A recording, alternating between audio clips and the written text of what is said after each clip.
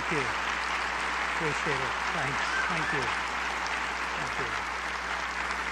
Well, I'm really honored to be here. And when I look across a crowd like this, I wish I were doing the introducing of the speaker and then I could leave and not have to worry about it.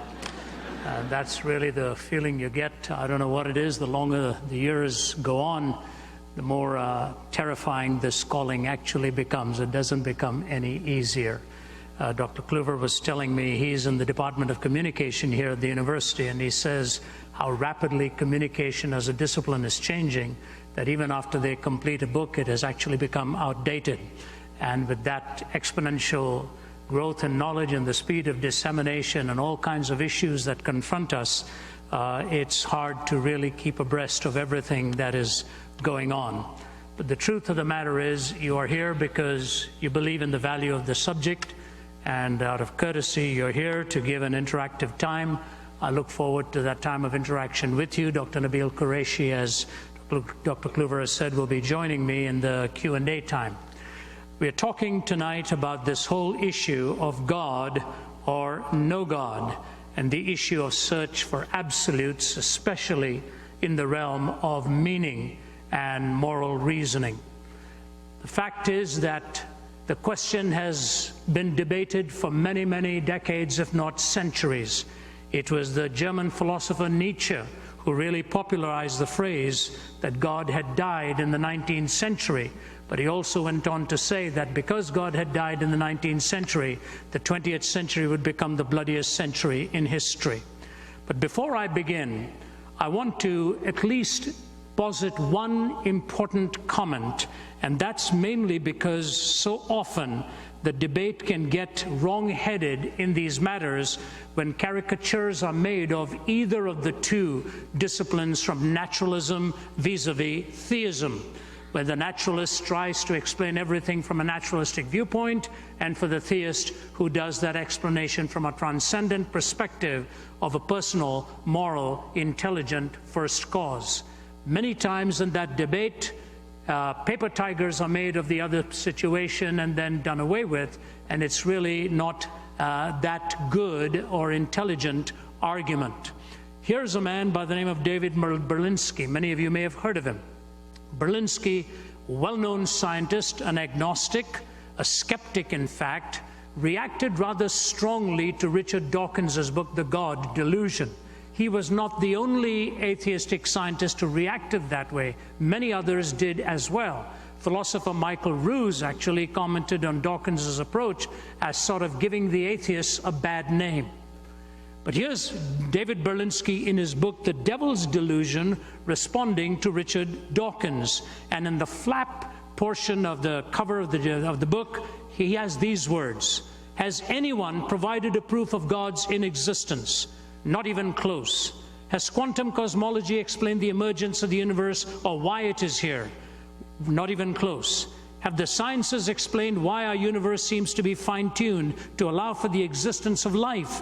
Not even close. Are physicists and biologists willing to believe in anything so long as it is not religious thought? Close enough. Has rationalism in moral thought provided us with an understanding of what is good, what is right, and what is moral? Not close enough. Has secularism in the terrible 20th century been a force for good? Not even close to being close. Is there a narrow and oppressive orthodoxy of thought and opinion within the sciences? Close enough. Does anything in the sciences or in their philosophy justify the claim that religious belief is irrational? Not even in the ballpark. Is scientific atheism a frivolous exercise in intellectual contempt?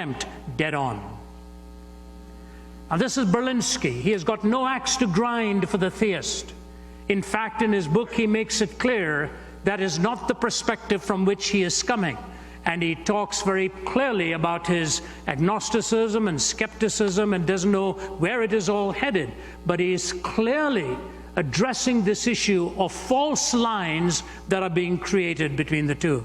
It was Galileo who made the comment. He said, the Bible is really a book about how to go to heaven, not about how the heavens go. And when centuries ago thinkers can make those comments and remind us of the barriers and the boundaries of the disciplines, it is important for us to keep that in mind. Michael Polanyi wrote a powerful book years ago. It was required reading for us at Cambridge, and it was called Personal Knowledge. Again, a warning that the disciplines had to honor their boundaries. But the question before us is the question of God or no God, the search for absolutes. My book, Can Man Live Without God, which was penned in the middle of the 90s after a series of lectures with the Harvard Law School being the venue, the first in the Veritas series, I built the title of the book, Can Man Live Without God, based on Will Durant's famous comment. He said, the greatest question of our time is not going to be East versus West, North versus South, capitalism versus Marxism. Those are not going to be the questions. He said the greatest question of our time is going to be, can man live without God? And yet, how we struggle with that issue in this very day and this very time. In fact, it is becoming quite fashionable, in some academic circles at least, to mock that belief.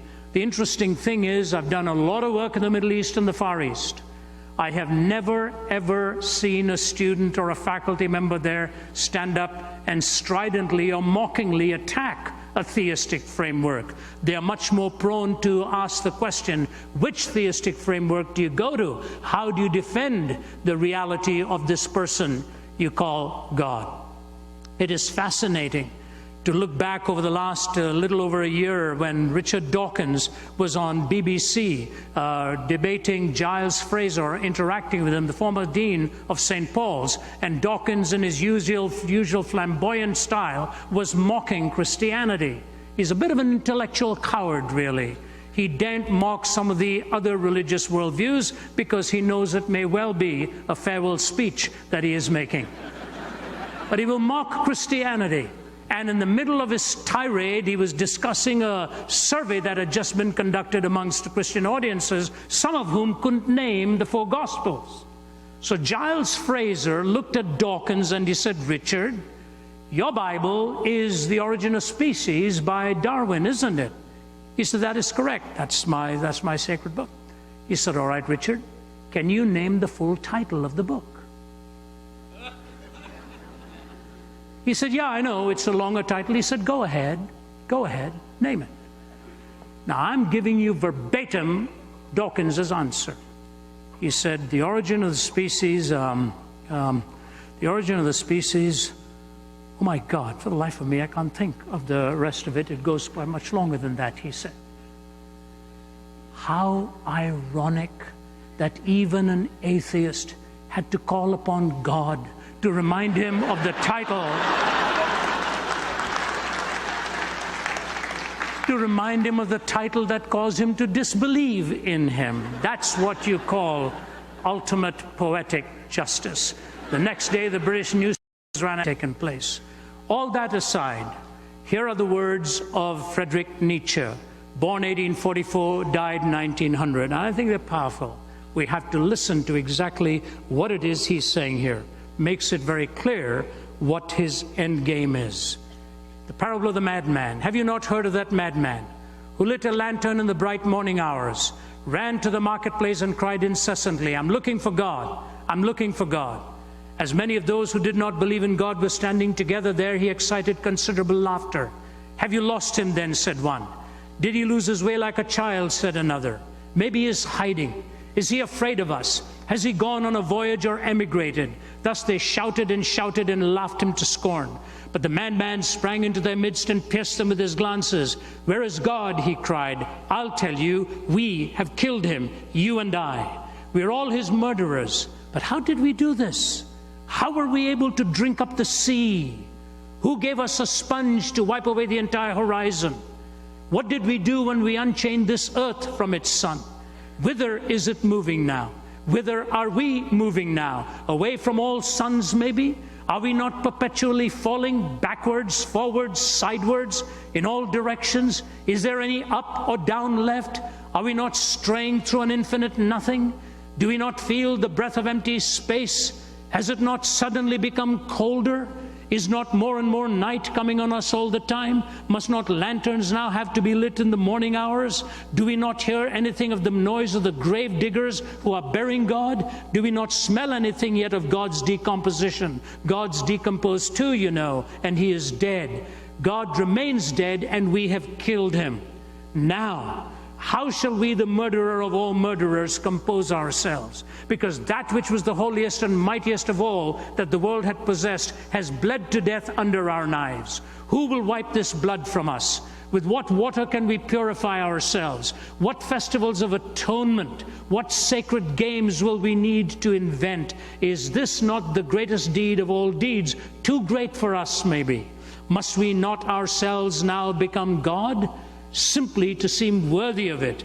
There's never been a greater deed, you know, and whoever shall be born after us, for the sake of this deed, shall be part of a higher history than all of history hitherto.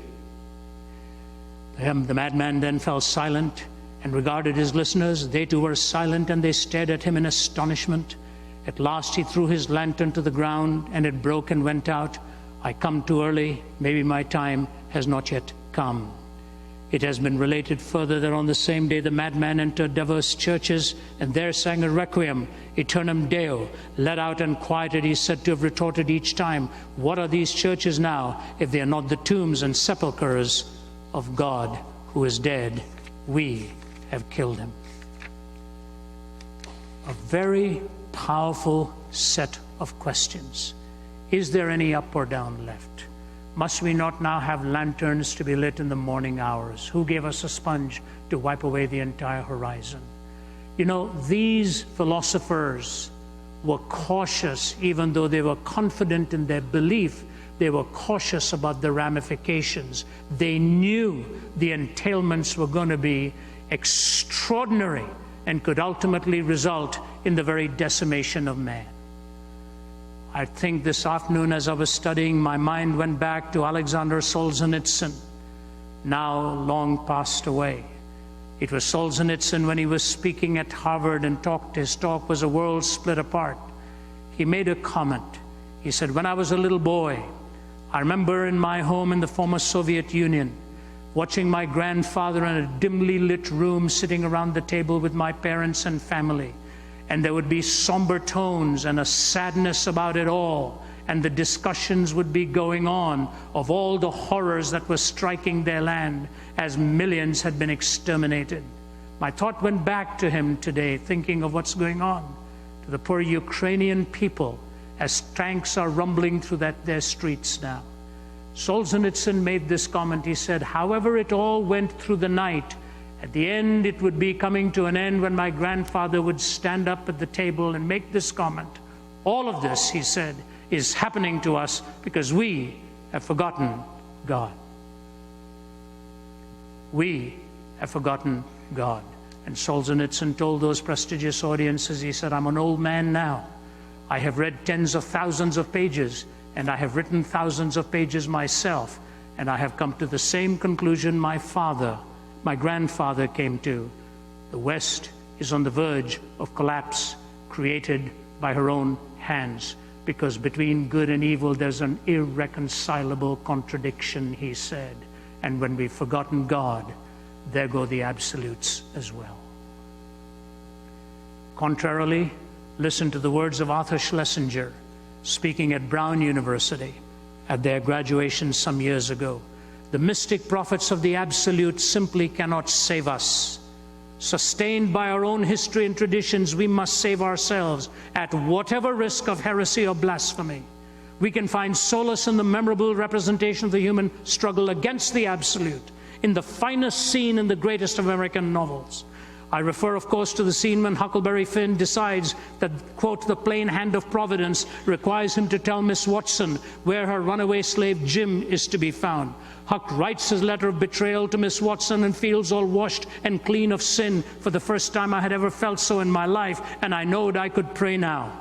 He sits there for a while thinking how good it was all this happened so, and how near I come to being lost and going to hell. Then Huck begins to think about Jim and the rush of the great river and the talking and the singing and the laughing and the friendship.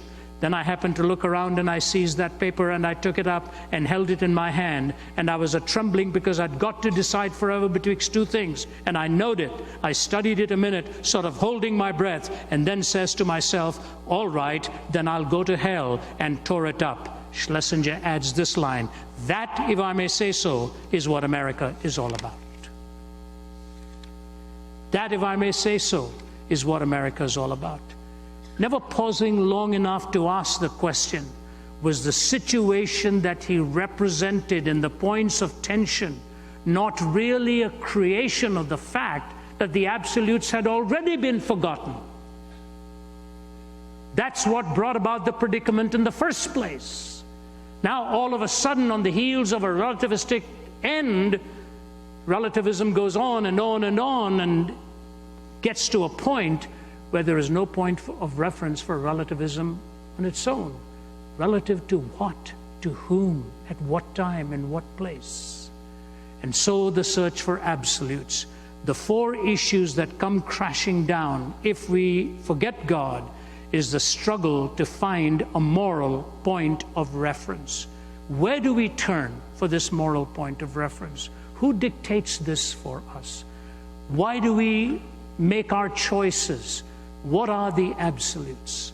You know, I've been an itinerant now for 4 decades, and there are landmark moments in my life where I recall going back either to my room where I was staying or in a hotel room where I was staying, and sitting down at my desk and making notes on what all had just happened that day and that night, and reflecting on how I myself was being changed in my thinking in the process.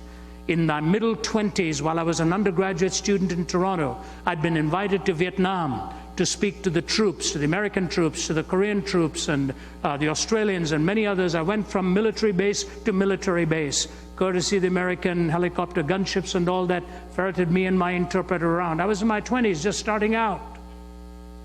I remember coming back night after night when even the lights were out and trying under flashlight to write my thoughts. My life was changing before my own eyes with what I had seen. But nothing as dramatic had ever happened to me as in the 1980s when I'd been invited to lecture at the universities in Poland. And my host was a man who had taken me to where I was speaking in one particular town. And he asked me one day on a free day, would you be open to going to see Auschwitz? And I told him I'd already seen some concentration camps. He said, no, Ravi, this is not a concentration camp, this is a death camp. You must see it. So he put me into his car and we drove on this cold, cloudy day. The Cold War was still raging at that time. I was not emotionally prepared for what I was about to see. And as we pulled up outside Auschwitz and walked through that horrible-looking place with so many memories of all the deaths that had taken place, I walked from room to room, and I noticed in the handful of people there, from adults and young people, not one word was spoken by anybody to anybody. There was a pin drop, deadly silence. The pictures were doing the talking. One room with children and their children's pictures and their suitcases and their toothbrushes and their clothes, and the boys of the pictures of twins experimented upon by Joseph Mengele as they were castrated, standing there at attention, looking nothing more than a sack of bones with an eye gaze that defied anything you could imagine. They looked like they were already dead on the inside. How a surgeon, an intellectual, an intelligent man could have done what he did to these little children defies any imagination. I walked out of there stunned, and then just before you entered the room with the gas ovens, there was a statement by Adolf Hitler that said it all. I want to raise a generation of young people devoid of a conscience, imperious, relentless, and cruel.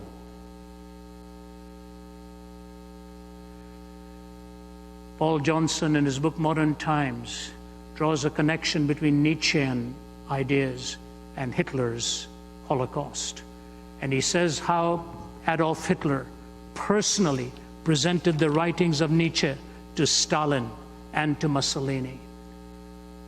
And the whole idea of the Übermensch, the Superman, Listen to how Nietzsche sustained this in his own writings. Listen carefully, please. It flies in the face of everything you and I believe here in this land. He says this: equality is a lie. It's a lie concocted by inferior people who arrange themselves in herds to overpower those who are naturally superior to them. The morality of equal rights is a herd morality because it opposes the cultivation of superior individuals. It leads to the corruption of the human species. The real truth about objective truth is that the latter is a fiction. Every candidate for truth must first be expressed in a language, and language is notoriously unable to get us to reality. Words, like a hall of mirrors, reflect only each other, and in the end point back to the conditions of their users without having to establish anything about the way things really are. Truth is the name we give to that which agrees with our instinctives and our preferences. It is what we call our interpretation of the world, especially when we want to foist it upon others. But then he goes and says, but even I am still too pious, so that even I worship at the altar where God's name is truth. Equality is a lie concocted by inferior people.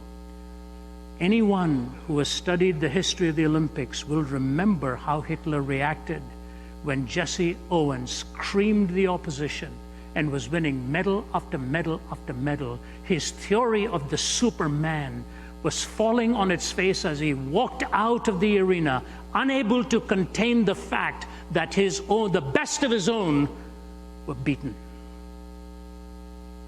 This is the ramification of what Nietzsche was really talking about when he said, that equality is a farcical thing that is concocted by the human mind in our own imagination and generally done by inferior people.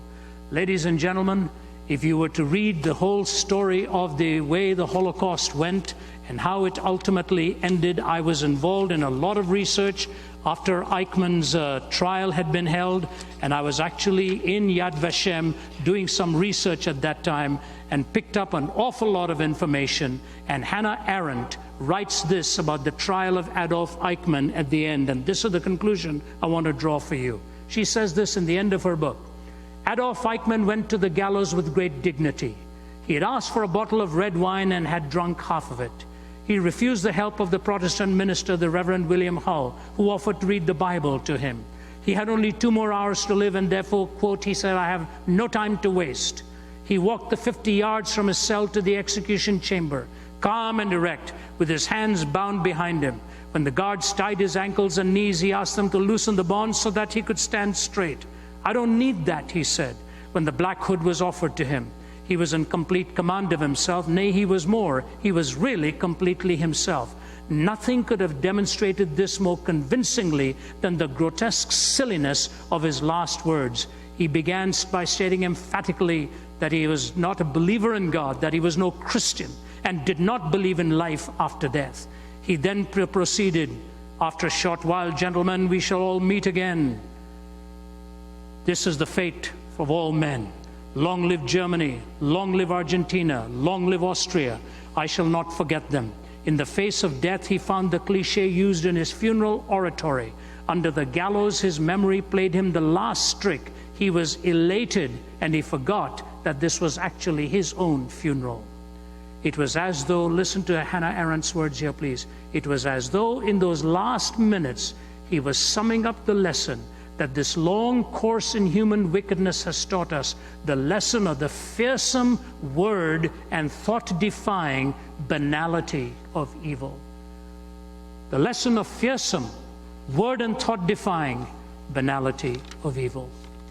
When I had the privilege of being with Malcolm Muggeridge just shortly before he passed away in England, it was one of my dreams in life to meet Mr. Muggeridge. I loved the way he turned a phrase. I loved all of his books, and he was a late comer to Christ himself. And that afternoon, as we'd had a simple plowman's lunch of some crusty bread and cheese, we talked about all of his years and his own pilgrimage from as editor of Punch magazine, mocking things and making fun of even religious things, to his ultimate conversion and his following the path of Christ as his wife and his son and I were sitting having lunch. Then he got up, walked and showed me around. And Muggeridge told me this story, sustained historically again by Paul Johnson, the historian, and confirmed over the BBC when Svetlana Stalin, the daughter of Joseph Stalin, told the story. She said, I could never figure out my father. Not a big man, but as he turned his back on all these things sacred and so on, what actually happened was Stalin was a one-time seminary student going into the ministry. Then he lost his faith in God. And as he took over the reins, even Lenin voiced deep concern over the extremes to which this man would possibly go. And after having exterminated 15 million of his own people, two things happened. In the middle of that, a Western political leader came up to him and said, Mr. Stalin, I want to ask you a question. You are killing your own people by the tens of thousands. You're torturing them. How long do you plan to keep doing this? Stalin never answered her. He called a waiter, and he asked the waiter to bring a live chicken. And he took the live chicken and in front of his guests started to defeather that bird. Denuded it, put it down, and walked away with a piece of bread in his hand. The chicken hobbled over, nuzzled between his trouser legs. He bent down with a piece of bread to the chicken as it started to peck away at it. And he looked at his guest. He said, do you get your answer, ma'am? He said, I tortured this chicken. It'll follow me for food the rest of its life. People are like that chicken. You torture them, and they will follow you for food the rest of their lives. You see, the definition of what it means to be human suddenly becomes murky, suddenly becomes blurred, because there is no ontic referent of an essential worth or a reflective splendor. And Svetlana said this to the BBC commentator. She said, I'll never forget the last thing my father did. It was the last physical act. He was lying in bed hallucinating. Suddenly he sat up and he clenched his fist towards the heavens one more time, threw his head back on the pillow, and he was gone. At the Center for Geopolitical Strategy in Moscow, where I had the privilege of addressing the entire faculty, which was atheistic, the general had taken me out and asked me some questions, and I'd answered him and told him this story. The head of the department of the entire faculty of the Center for Geopolitical Strategy in Moscow, 8 stories above ground, 4 stories below ground, all of their leaders have graduated from there. As they lined up, first had been hostile. They shook the hand of my colleague, kissed the back of my wife's hand, and then he grabbed mine, and here's what he said. Mr. Zacharias, your defense of God today, I believe, is the truth, but it's very difficult to change after 70 years of believing a lie. That was his goodbye to me. America has been a great nation, is a great nation, and one of its great values, said Alexis de Tocqueville, is because the greatness of her faith and her spiritual values. And I want to say to you, ladies and gentlemen, if you're really looking for absolutes and you and I turn our back against God, where are we going to find it?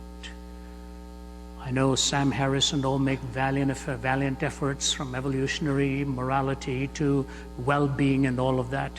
Not a single new argument under the sun from them. 7 different kinds of humanism emerge, each of which in conflict with the other, looking for an ontic referent of what life's value ought to be. Morality goes. Secondly, the quest for meaning. What is it that really gives life meaning? We find it in so many different ways. We find it in our relationships, we find it in our loves, we find it in our accomplishments, we find it in the accolades that are showered upon us. And yet sometimes you find people with the greatest number of accomplishments end up actually being very, very lonely on the inside. I remember being at the home of a man in Hong Kong who was the 7th wealthiest man in the world, who'd invited me to speak to what he called the Diamond Collar Group in Hong Kong. And the first night, we're sitting around the table, and I look at him and I say to him, why did you make the decision you did to follow God, to give your life to Jesus Christ? How did this happen? And he looked at me and he said, Ravi, some time ago I was sitting at the top of the building that we own. And I was sitting up there and I thought to myself, why am I so empty on the inside? So I get on the phone and I phone my wife and I say to her, I don't know if you feel the things I do. We have everything we've ever wanted, but I'm a terribly lonely man. She said, so am I. What do we do? She said, let's go to church. He said, do they have church on Wednesday night? She said, I don't know, but let's go. He said, where? She said, let's go to the one opposite one of our apartment buildings, then we won't have to pay for parking. We can park in our apartment building. And they arrived there, and their journey to faith ultimately begins. So here's what I want to say to you. What gives life meaning? How do we find meaning in life? We talk about it as if it's something tangible. I've given it a lot of thought, and I've concluded that when you look for meaning, there needs to be a confluence of 4 realities in a person's life. One is the sense of wonder, the enormous sense of enchantment, that sense of wonder that a baby has, that a child has, that looks even at the simplest contraption and stays in awe, or that stares into the mother's face and wants to say so much but can't, but the eyes tell the story, the smile tells the story. I'll never forget some years ago crossing over from Amman, Jordan, through the Allenby Bridge across into Israel. The lineups used to be long and tortuous. You could spend hours waiting to be quizzed. It was my wife, my 2.5-year-old daughter, Sarah, and we were with our bags moving inch by inch. The bags are brought halfway by the Jordanian porter across the Allenby Bridge. The Israeli porter comes halfway, picks it up, takes you, and then you stand in line. And we're getting weary holding this little one with a lot of people still in front of us. And my daughter, Sarah, with her olive complexion, being held in my wife's arms and then my arms, all of a sudden, totally out of the blue, she bursts out with this line, looking at an Israeli soldier, armed to the teeth. She says to him, excuse me, sir, do you have any bubble gum?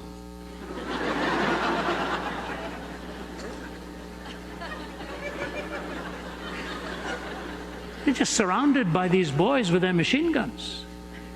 Do you know what he did? My wife's Canadian, I'm from India. We have this beautiful olive-complected little girl in our arms.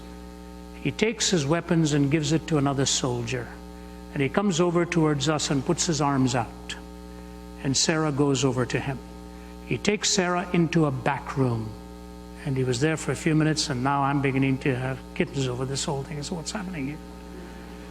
He comes out, holding her in one arm, a tray in the other with 3 glasses of lemonade. One for my wife, one for Sarah, one for me. Moved us to the front of the line, got us through, put us in his Jeep, and drove us to the nearest taxi stand as we made our way on to Jericho. A little child caused the war to stop in the mind of a man because he was looking into the eyes of one filled with wonder. The Bible talks about this, how through the lips of infants he has ordained praise. That sense of wonder, enchantment, the fairy tale stories through which we come, which hold us in awe. My 2.5-year-old grandson's most common statement, Papa, tell me a story. Tell me a story. And he'll just sit there glaring at you with his eyes getting wide. Tell me a story, the enchantment. But you know, after some time you have to move beyond the enchanting alone, not the fantastic alone. You have to find out that which is fantastically true. Not just fantastic, but fantastically true. And the awesome capacity that God has given to the human mind. Even this very week, all that was registered with the gravitational waves that Einstein predicted so long ago would be discovered and found from the Bang 13.5 billion years ago and so on. All this spectacular stuff that produces the great minds that give you and me this immense capacity to think rationally, to think with rational inference, to think with the law of non-contradiction. I've suffered from back problems for many, many years and have 2 titanium rods bracketing me from L3 down to S1 with 8 screws bolting me down. With all of our capacity, with all of our enchantment, with all of our technology, we still cannot replicate the spinal column. We still don't know the mystery and marvel of the eye. And that's when we have to step back, take a step back, and say how fearfully and wonderfully we have actually been made at the hands of an extraordinary Creator. One who has this infinite wisdom and capacity, wonder, truth. Third is love, the majesty of love, the beauty of love. When my father-in-law passed away at the age of 85, his last words after being silent for a couple of days, he opened his eyes, looked at his wife of 60+ years and said, "Jean, I love you." And he was gone. My mother-in-law is still alive at the age of 95 or 96. She treasures those 60-some years of a devoted heart and the final goodbye that affirmed and honored her pristine and unique worth in the eyes of this one person alone. Augustine says, "You've made us for yourself, and our hearts are restless until they find their rest in thee." Meaning, wonder, truth, love, and security. Those are the components that bring meaning to life. Without the absolute of a transcendent perspective, there is ultimately no moral law. Secondly, there is no point of reference that you can find for meaning. And thirdly, there is really no hope beyond the grave. No hope beyond the grave. We have to realize, it's what Nicholas Walterstorff said so powerfully, this great professor from Yale, who has endured a fair bit of tragedy in his own life. He made this comment not too long ago, and I want to read this for you, and I think it was a brilliant comment. Here's what he said. Please listen. "When we have overcome absence with phone calls, winglessness with airplanes, summer heat with air conditioning, when we have overcome all of these and much more besides, then there will abide 2 things with which we must cope: the evil in our hearts and death." The evil in our hearts and death. And all these other bridges have been conquered. I'm coming here straight from Newtown, Connecticut.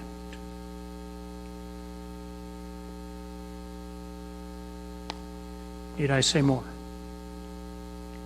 And the first night we arrive, we drive past the fire station where there are 26 stars above the roof of the fire station. How do you speak to an audience like that, that has gone through what they did with 23 little ones slaughtered mercilessly and 3 adults as well?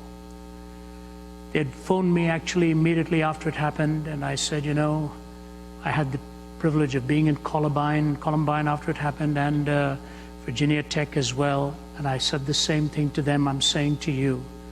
Give time a little working room here till some natural healing takes place. I said, give me a year and I will be there. And so the year comes and we are there. What are the 2 questions they're looking at? How does a carnage like this take place and evil like this get manifested, where a 20-year-old comes and slaughters the innocent?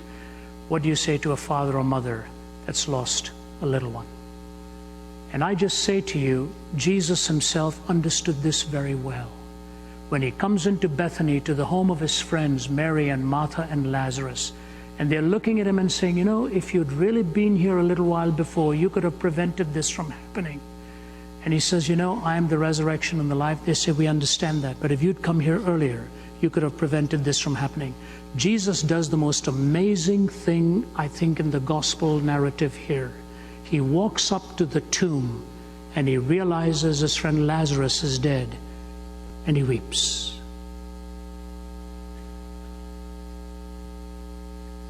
You know, if this was some manufactured story, there would have been a cavalier attitude towards all of this. Oh, what are you guys weeping over? Don't you know I can do all of this? He weeps because he understands the weight of the loss human beings feel at the loss of a loved one. Even though the truth of the resurrection pertained, and he raised him knowing the day would still come where he dies. In fact, Lazarus' grave is now in Cyprus, and it's very briefly written there, Lazarus, Bishop of Larnaca, twice dead, friend of Jesus, twice dead, friend of Jesus. Billy Graham was telling us, a group around a table once, he said one of the most memorable conversations he ever had was in Germany after the war and all of the tragedy. He said, I was in the office of Konrad Adenauer, and he said Mr. Adenauer was pacing the floor talking about him, about all the tragedy that he had inherited and the sadness of what had happened. And then he said he walked over to a window, and he said, I'm behind him, and he says, looking out of the window, he says, Mr. Graham, I have a question for you. Do you really believe that Jesus Christ rose again from the dead? Do you really believe that? Billy Graham said, I was shocked coming from a man of his stature. He said, Mr. Adenauer, if I didn't believe in the resurrection of Jesus Christ, he said, I would have no gospel left to be preached. He said, Konrad Adenauer walked around and then looked him in the eyes, and he said, Mr. Graham, I want to tell you something that I believe. Outside of the resurrection of Jesus Christ, I know of no other hope for mankind.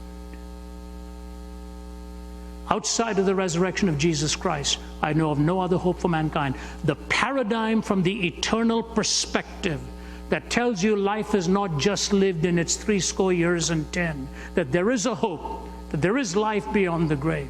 If I didn't have that firm belief, having buried my parents so early in life, it would only intensify the sadness and intensify the hopelessness. The hope that Christ gives is a down payment that you and I get in this moment, that life has that eternal perspective. That's what Solomon said. God has put eternity into the hearts of men. That hope that God gives, that promise of the resurrection from the dead, that is the point of reference from which all else can ultimately be explained. Let me give you just 3 sustaining points in this, and one caveat here.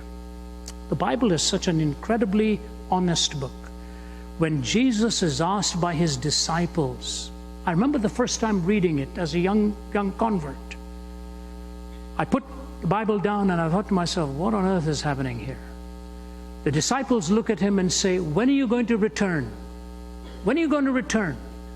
If Jesus were a charlatan, if he were a fake kind of a Messiah, do you know what he would have said? He would have said, I'm not going to tell you. That's exactly what he said.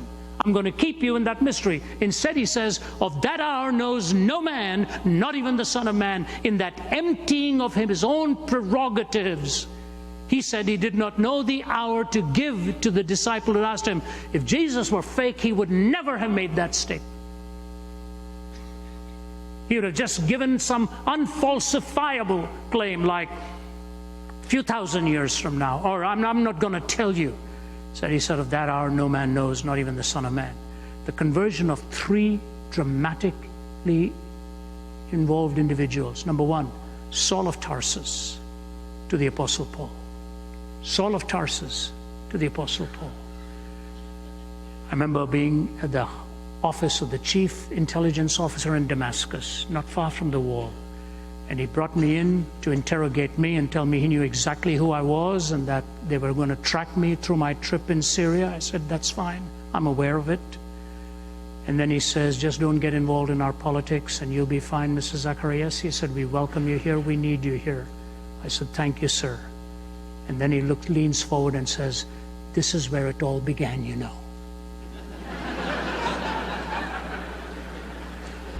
I said, not quite, a few miles up the road, but this is where it continued. And we shook hands with some baklava and coffee, and I left. Saul of Tarsus, his conversion to write 1/3 of the New Testament, that dramatic change. Number 2, Thomas, who said, I'm not going to believe until I reach out, see, and feel. What did Thomas do? He went to India, and the oldest church in India is named after him, the Mar Thoma Church, as he arrived there and proclaimed the gospel and paid with his life. And the conversion of James, the brother of Jesus as well. Those three dramatic conversions, apart from the hundreds that saw the resurrection. I say to you, with God, there is moral capacity of definition, there is meaning, there is hope, and finally I say to you, if there is no God, what hope is there for the transformation of the human heart and the redemption message that you and I really need? I want to close with two quotes. One comes from the world of rock music, one comes from a journalist who's a skeptic, which is fascinating. Andrew Fletcher, the Scottish political activist, said, "Let me write the songs of a nation. I don't care who writes its laws." My work at Cambridge University was in the Romantic poets, because I believe the poets will oftentimes reflect reality much more readily than those who can hide oftentimes under the cerebrally driven abstract structure of philosophy and so on. So studying these Romantic poets taught me so much. But go back to our own poets in our time. King Crimson put it in these words: cat's foot, iron claw, neurosurgeons scream for more, from paranoia's poison door, 21st century schizoid man. Blood rack, barbed wire, politicians, funeral pyre, innocents raped with napalm fire, 21st century schizoid man. Death seed, blind man's greed, poets starving, children bleed, nothing he's got, he really needs, 21st century schizoid man. The walls on which the prophets wrote is cracking at the seams.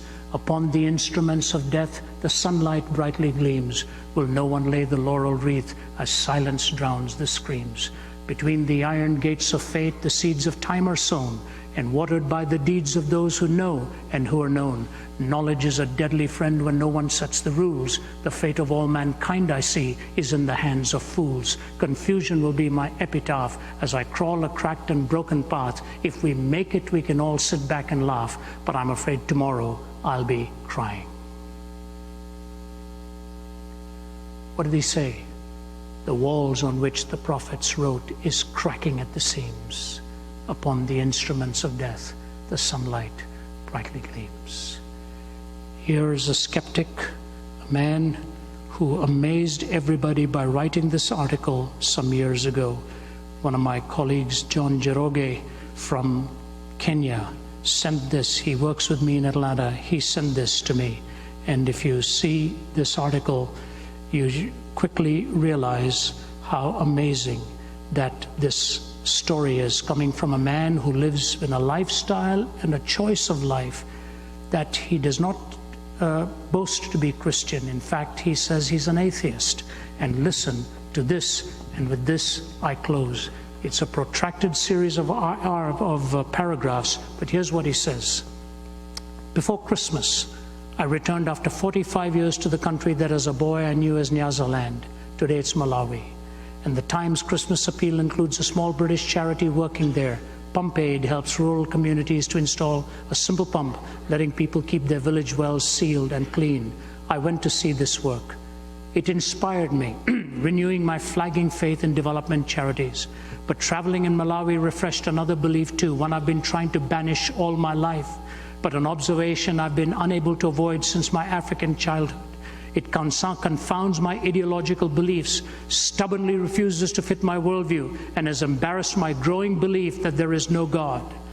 Now, as a confirmed atheist, I've become convinced of the enormous contribution that Christian evangelism makes in Africa, sharply distinct from the work of secular NGOs, government projects, and international aid efforts. These alone will not do. Education and training alone simply will not do. In Africa, Christianity changes people's hearts. It brings a spiritual transformation. This rebirth I have seen is real. The change is good.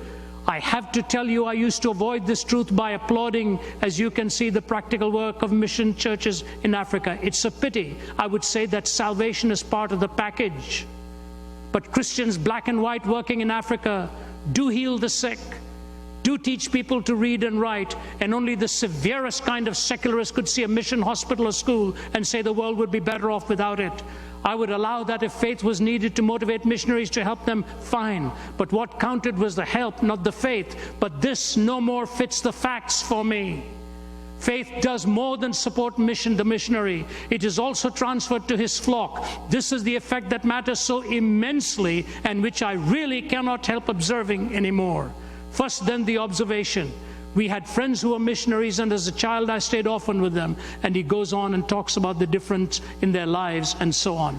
And then he talks about how he struggled with his own faith at an early stage. But this time in Malawi, I met no missionaries other than these. You do not encounter missionaries in the lobbies of expensive hotels discussing development strategy documents as you do with the big NGOs. But instead, I noticed that a handful of the most impressive African members of Pump Aid were privately strong Christians, privately because the charity is entirely secular, and I never heard anyone of its team so much as mention religion while working in the villages. But I picked up the Christian reference in our conversation. One I saw was studying a devotional textbook in the car. One on Sunday went off to church at dawn for a 2-hour service. It would suit me to believe that their honesty, diligence, and optimism in their work was unconnected with personal faith, that their work was secular, but surely affected by what they were. What there was, in turn, influenced by a conception of man's place in the universe, and Christianity had taught. You know, there's long been a fashion among Western academic sociologists for placing tribal value systems within a ring fence beyond critiques founded in our own culture and they and theirs, and therefore it's best for them, authentic and of intrinsically equal worth to us. I don't follow this anymore. I observe that tribal belief is no more peaceable than ours, and that it suppresses individuality. People think collectively, first in terms of community, extended family and tribe. This rural tradition mindset feeds into the big man and gangster politics of the African city, the exaggerated respect for a swaggering leader, and the literal inability to understand the whole idea of the loyal opposition. Anxiety, fear of evil spirits, ancestors of nature and of the wild and of tribal hierarchy, of quite everyday things, strikes deep into the whole structure of rural African thought. Every man has his place, and call it fear or respect, a great weight grinds down the individual spirit, stunting curiosity. People won't take the initiative, won't take things into their own hands or on their own shoulders. How can I, as someone with a foot in both camps, atheism and this now, explain this? And then he goes on to say this: to the rural African mind, this is an explanation of why I would not climb the mountain, etc. He goes on. Let me move to the last 2 paragraphs here. Christianity, post-Reformation and post-Martin Luther, with its teaching of a direct, personal, two-way link between the individual and God, unmediated by the collective and unsubordinate to any other human being, smashes straight through the philosophical, rich spiritual framework I've just described. It offers something to hold on to those anxious to cast off a crushing tribal groupthink. That is why and how it liberates. Those who want Africa to walk tall amid 21st century global competition must not kid themselves that providing them with material means or even the know-how that accompanies what we call development will make the change. A whole belief system must first be supplanted, and I'm afraid it has to be supplanted by another. Removing Christian evangelism from the African equation may leave the continent at the mercy of a malign fusion of Nike, the witch doctor, the mobile phone, and the machete.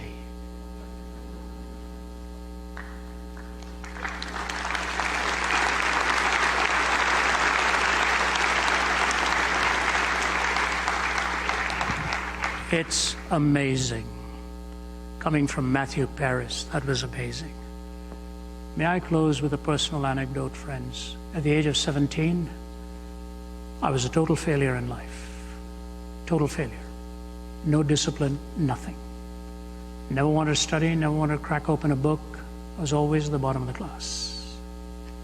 I just wanted to do one thing, was play cricket. I want to play someday nationally, and even that I don't think I'd have made it, but I wanted to try. And one day I decided life had no meaning. The Sartrean caution was right. He said, the only question I cannot answer is why I don't commit suicide, but that would be to use my freedom to take away my freedom, says he. Well, I did try to commit suicide. No meaning, none, zero. And in that hospital room, a Bible was brought to me. I couldn't hold it, my body was dehydrated with the poison and all the expelling that I'd done. This man comes and leaves the Bible. He wanted to say my mother wouldn't let him because I was in critical condition. He opens it to a page to her, and she is told to read it. She didn't understand it. Reading from the King James with a heavy South Indian accent.